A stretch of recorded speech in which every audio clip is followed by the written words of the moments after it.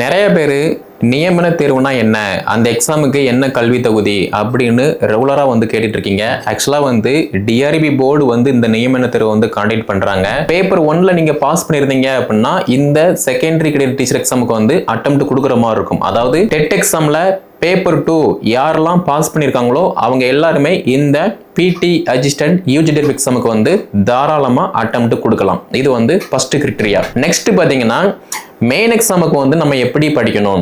Main எக்ஸாமை பொறுத்த மட்டும் நம்ம டெட்டு பேப்பர் 2ல வந்து பாஸ் பண்ணியிருப்போம், அதனால இந்த எக்ஸாமுக்கு வந்து எலிஜிபிள் ஆகுறோம் அப்படின்னா நிறைய பேர் ஸ்கூலில் ஒர்க் பண்ணலாம், ஒர்க் பண்ணாமல் இருக்கலாம், ஹவுஸ் ஒய்ஃபாக இருக்கலாம், சம்மந்தமே இல்லாமல் 9 பாடத்துக்குமே வந்து கரண்ட் சிலபஸை ஃபோக்கஸ் பண்ணி அப்டேட்டான மெட்டீரியல், அது மட்டும் இல்லாமல் டெஸ்ட் பேட்ச் எல்லாமே நம்ம காண்டாக்ட் பண்ணுறோம். இங்கிலீஷ் மீடியம், தமிழ் மீடியம், உங்களுக்கு என்ன மீடியத்தில் வேணுமோ அதுக்கு தகுந்த மாதிரி அப்டேட் ஆகும்.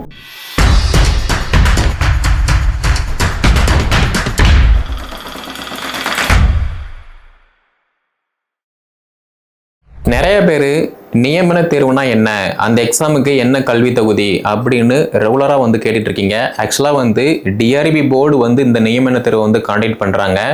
ஸோ டிஆர்பி போர்டுமே வந்து டெட் எக்ஸாம் வந்து காண்டக்ட் பண்ணுறாங்க. அப்படி பார்க்கும்போது டெட் எக்ஸாமை பொறுத்த மட்டும் 2 பேப்பர் இருக்குது. ஃபர்ஸ்ட் ஒன் என்ன அப்படின்னா செகண்டரி கிரேட் டீச்சர் எக்ஸாம். அதாவது பேப்பர் 1ல நீங்கள் பாஸ் பண்ணியிருந்தீங்க அப்படின்னா இந்த செகண்டரி கிரேட் டீச்சர் எக்ஸாமுக்கு வந்து அட்டெம்ப்ட் கொடுக்குற மாதிரி இருக்கும். அதாவது பேப்பர் 1ல நீங்கள் எக்ஸாம் எலிஜிபிள், அதாவது எக்ஸாம் பாஸ் பண்ணியிருக்கிற பட்சத்தில் இந்த எக்ஸாமுக்கு வந்து அட்டெம்ப்ட் கொடுக்குற மாதிரி இருக்கும். அதே இது டெட்டு பேப்பர் 2ல வந்து நீங்கள் பாஸ் பண்ணியிருக்கீங்க அப்படின்னா இந்த பிடி அசிஸ்டன்ட் யூஜிடிஆர்பி எக்ஸாமுக்கு வந்து அட்டெம்ப்ட் கொடுக்குற மாதிரி இருக்கும். ஓகேவா? ஸோ இதுதான் வந்து குவாலிஃபிகேஷன்.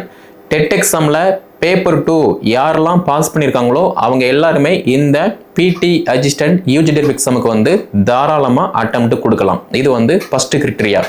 நெக்ஸ்ட் பார்த்தீங்க அப்படின்னா இதுக்கான சிலபஸ் என்ன, எக்ஸாம் பேட்டர்ன் என்ன அப்படின்னு கேட்டீங்க அப்படின்னு பார்க்கும்போது சிலபஸை பொறுத்த மட்டும் ஆல்ரெடி நம்ம காமனாக வந்து படிச்சிருப்போம். ஆனால் இதுக்கப்புறமா வந்து சிலபஸை ஃபோக்கஸ் பண்ணும்போது நீங்கள் என்ன பாடமோ அந்த பாடத்தை மட்டும்தான் ஃபோக்கஸ் பண்ணுற மாதிரி இருக்கும். ஃபார் எக்ஸாம்பிள் தமிழ் பாடம் அப்படின்னா தமிழ்ல இருந்து 150 வினாக்கள் வந்து கேட்பாங்க. ஸோ தமிழ் பாடத்துக்கான பாடத்திட்டம் வந்து அவைலபிளாக இருக்கு. ஒரு 10 அலகு வந்து அவைலபிளாக இருக்கும். அதை நீங்கள் நல்லா படிக்கிற பட்சத்தில் ஈஸியாக வந்து பாஸ் பண்ணிடலாம். அதே மாதிரி எல்லா பாடமும் வந்து அதே மாதிரி தான். இப்போ சுவாலஜி அப்படின்னா சுவாலஜில இருந்து ஒரு 11 அலகு வந்து அவைலபிளாக இருக்கு. அதுல இருந்து 150 வினாக்கள் கேட்பாங்க. So history, geography, maths, physics, chemistry, English, நீங்கள் என்ன பாடமோ அந்த பாடத்துக்கான சிலபஸை நீங்கள் பார்க்கும்போதும் சிலபஸில் இருந்து நீங்கள் படிக்கும்போதும் ஈஸியாக வந்து நல்ல மார்க்கு எடுக்க முடியும். இது வந்து சிலபஸ். நெக்ஸ்ட் பார்த்தீங்க அப்படின்னா exam pattern. So exam pattern அப்படின்னு பார்க்கும்போது 2 எக்ஸாம் வந்து நீங்கள் அட்டன் பண்ணுற மாதிரி இருக்கும். ஃபர்ஸ்ட் எக்ஸாம் வந்து மெயின் எக்ஸாம், செகண்ட் எக்ஸாம் வந்து தமிழ் தகுதி தேர்வு. இப்போ நீங்கள் வந்து கேட்கலாம், நான் வந்து டிஎன்பிஎஸ்சி குரூப் 4க்கு வந்து நல்லா படிச்சிருக்கேன், போன வருஷம் வந்து இந்த எக்ஸாமுக்கு படித்தேன், ஸோ இந்த வருஷம் வந்து நான் தமிழ் படிக்காமல் நான் மேஜரை மட்டும்தான் ஃபோக்கஸ் பண்ண போகிறேன் அப்படின்னா நீங்கள் வந்து பாஸ் பண்ண முடியாது. ஏன்னா போன வருஷம் படித்தது உங்களுக்கு ஞாபகம் இருக்காது. சேம் டைம் வந்து போன வருஷம் மாதிரியே இந்த வருஷமும் வந்து கொஸ்டின் கேட்க மாட்டாங்க. அப்போ உங்களுக்கு எல்லாமே தெரிஞ்சா கூட ஒன்ஸ் அந்த டாப்பிக்கை நீங்கள் ரிவைஸ் பண்ணும்போதும் ஒரு டெஸ்ட் ப்ராக்டிஸ் பண்ணும்போதும் அதில் இன்னுமே நீங்கள் வந்து ஸ்ட்ராங் ஆவீங்க. ஓகேவா? ஸோ அதனால அதை நீங்கள் ஃபோக்கஸ் பண்ணுங்கள். நான் போன வருஷம் படித்தேன், அந்த எக்ஸாமுக்கு படித்தேன், இந்த எக்ஸாம் படித்தேன், அதெல்லாம் வந்து மேட்ரு கிடையாது. இந்த வருஷம் நீங்கள் படிக்கீங்களா, அதுதான் மேட்ரு. ஓகே? ஸோ இது வந்து தமிழ் தகுதி தேர்வு. ஸோ தமிழ் தகுதி தேர்வு பொறுத்த மட்டும் 6 to 12 வரைக்குள்ள தமிழ் புத்தகம் வந்து நீங்கள் படிக்கிற மாதிரி இருக்கும். இதில் நீங்கள் பாஸ் பண்ணால் மட்டும்தான் நீங்கள் எழுதக்கூடிய மெயின் பேப்பரை வந்து வேலிடேஷன் பண்ணுவாங்க. மேபி நீங்கள் தமிழ் தகுதி தேர்வில் வந்து ஃபெயில் ஆகிட்டீங்க அப்படின்னா உங்களோட மெயின் பேப்பரை வேலிடேஷன் எடுக்க மாட்டாங்க. இது வந்து மஸ்ட் இம்பார்ட்டன்ஸ். ஓகே? நெக்ஸ்ட் பார்த்தீங்கன்னா மெயின் எக்ஸாமுக்கு வந்து நம்ம எப்படி படிக்கணும்.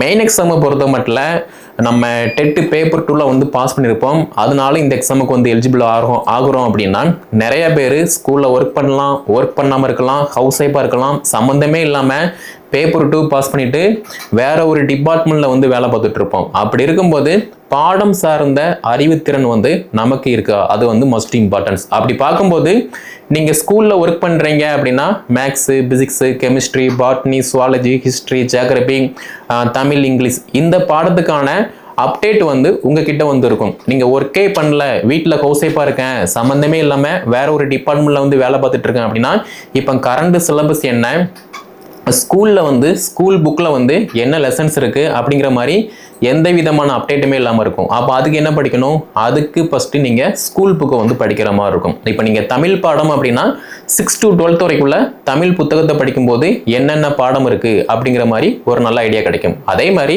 சுவாலஜி பாடம் அப்படின்னா 6 to 12 வரைக்குள்ள சுவாலஜி புக்கை பார்க்கும்போது ஒரு நல்ல ஐடியா வந்து கிடைக்கும். அதே மட்டும் இல்லாமல் ஜஸ்ட் படித்தா மட்டும் பார்த்தாது, ப்ராக்டிஸ் வந்து மஸ்ட் இம்பார்ட்டன்ஸ். ஏன்னா நம்ம 3 ஹவரில் 150 வினாக்கள் வந்து ஹேண்டில் பண்ண போகிறோம். ஸோ டைம் மேனேஜ்மெண்ட் வந்து மஸ்ட் இம்பார்ட்டன்ஸ். ஏன்னா நிறைய பேர் வந்து நான் போன வருஷம் படித்தேன், இந்த வருஷம் வந்து நான் படிக்க தான் செய்வேன், ஆனால் டெஸ்ட் போட்டு பார்க்க மாட்டேன் அப்படிங்கிற மாதிரிலாம் சொல்லுவாங்க. ஆனால் போட்டித் தேர்வை பொறுத்த மட்டும் படிக்கிற எல்லாருமே வந்து பாஸ் பண்ண மாட்டாங்க.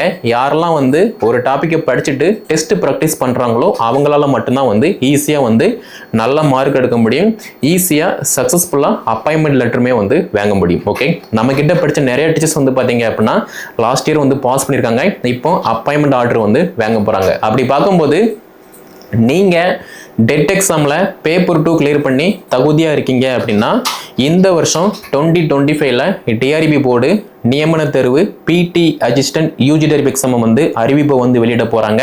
அந்த எக்ஸாமுக்கு தாராளமாக நீங்கள் அட்டெம்ப்ட் கொடுக்கலாம். அதே மாதிரி இதில் வந்து டெட் பேப்பர் 2 பாஸ் பண்ணவங்க தான் அட்டெம்ப்ட் கொடுக்க போகிறாங்க, ஸோ நம்ம ஈஸியாக இருக்கும் அப்படிங்கிற மாதிரிலாம் வந்து அசால்ட்டாக வந்து இருக்காதீங்க. எல்லாருமே வந்து நல்லா படிக்கக்கூடியவங்களா இருப்பாங்க. சேம் டைம் இதுதான் கடைசி வாய்ப்பு அப்படின்னு அட்டெம்ப்ட் கொடுக்கக்கூடியவங்களா இருப்பாங்க. அப்படி பார்க்கும்போது அசால்ட்டாக இல்லாமல் அந்த சிலபஸை ஃபோக்கஸ் பண்ணி நீங்கள் படிக்கும்போது மட்டும்தான், டெஸ்ட் ப்ராக்டிஸ் பண்ணும்போது மட்டும்தான் உங்களாலையுமே வந்து ஈஸியாக பாஸ் பண்ண முடியும். ஓகேவா?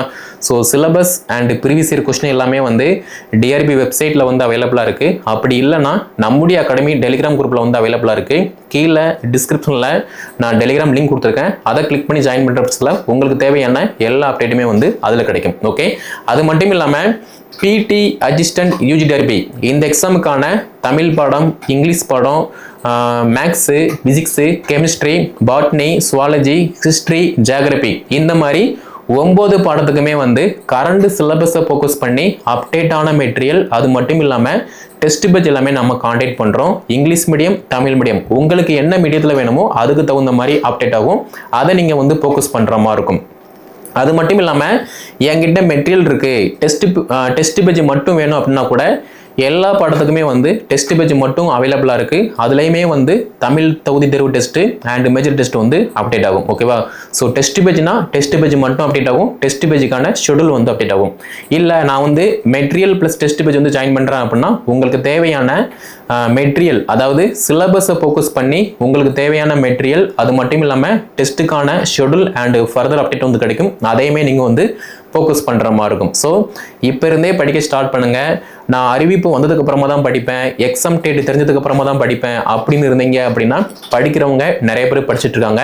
ஸோ படிக்கிறவங்க தான் இங்கே வந்து பாஸ் பண்ண முடியுமே தவிர, ப்ராக்டிஸ் பண்ணுறவங்க தான் பாஸ் பண்ண முடியுமே தவிர, நான் அப்புறமா தான் படிப்பேன் அப்படின்னு இருந்தீங்க அப்படின்னா உங்களால் இப்போ இல்லை எப்போதுமே வந்து பாஸ் பண்ண முடியாது.